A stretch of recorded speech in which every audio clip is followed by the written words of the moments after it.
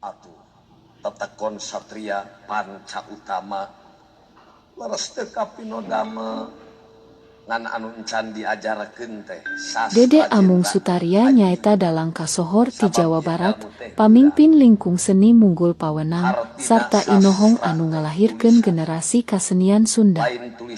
Dibabarkeun November 1850. Tilar dunya Jumaah 11 Juli 2014 di Bandung dina yuswa 63 tahun.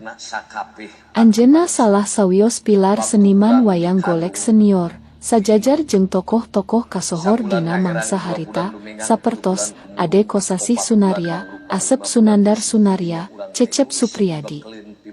Sareng nu sanesna, anjeunna oge tos medalkeun sababaraha kaset wayang golek. Di antawisna Rikmadenda, Jaya Renyuan, Sadewa Rarabi, Bangbang Surapati, sareng rere deui. Kiwari lingkung seni munggul pawenang diteraskeun ku putra-putrana, sapertos Wawan Dede Amung Sutaria.